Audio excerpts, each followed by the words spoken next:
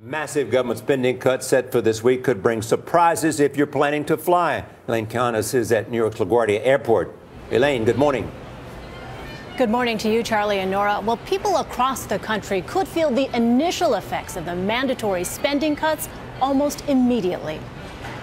Long lines, flight delays, and cutbacks on flights could start as soon as next week, then get worse as we move into April. Get to the airport early, be prepared for the worst, take a good book, and hope for the best.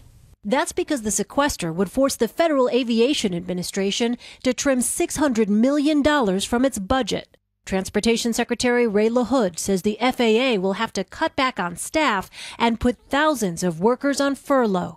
Roughly half of the air traffic control facilities at these regional airports around the country may have to close, and overnight shifts at dozens of towers could be eliminated. Officials say that'll mean both fewer flights and delays of up to 90 minutes or more at major travel hubs. It could get fairly bad. I mean, it could be like we had a storm all over the country and things get slowed down and mess up. I mean, that's a way to inflict the maximum pain on the public. Some Republicans claim the White House is exaggerating the potential impact to pressure Congress. But Secretary LaHood says the warnings are legitimate. We're not making this up in order to put pain on the American people.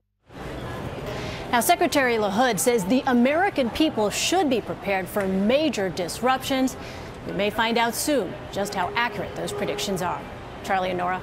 Elaine, thanks. CBS News travel editor Peter Greenberg is with us. Peter, good morning. Good morning, Charlie. So how bad?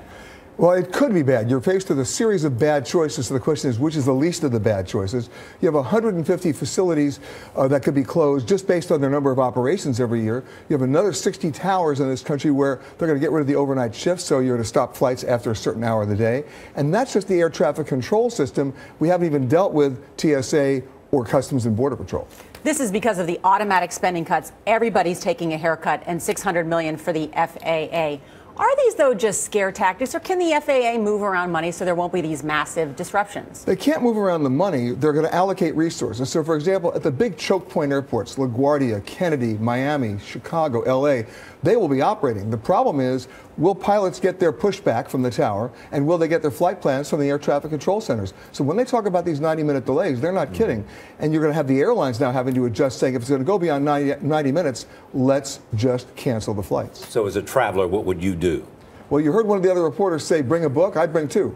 I mean, the point is, at this point, it's going to be a domino effect. And it's going to cross all party lines. There'll be angry Republican and angry Democratic flyers on this one. It'll be bipartisan anger. Do you think it will compromise safety at all? Not at all. No. You're just going to see slower operations. If the plane can't get their pushback time, they're not going to push back. And they can't be handed off the air traffic control if those guys are understaffed. So it's just going to slow the process down. It's not a safety issue. It's a procedural issue. And why is there going to be 90-minute delays again?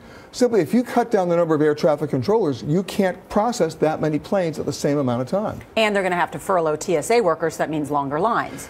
At bigger airports, you'll go from 3 lines to 2. At the smaller airports, you'll go from 2 to 1. That's a 50% cut. So that's where your delays will be at the airport. So do you think when people hear all this, and I know you're a travel expert, not a politician, when hear about all these I'm a politician too. What are you talking about? Travel delays, people are going to put a lot of pressure on Congress to say, I don't want to do that. I travel a lot. I've got a vacation coming up, whatever it may be. There's no doubt about the fact that this particular cut is flying right in the face of about as many people as you can get, which is one of the reasons why I think the administration is pushing this one first, because people can relate to it. There's delays for storms. There's delay for this perfect storm if you're furloughing all these people. Peter Greenberg, thank you so much. You got it.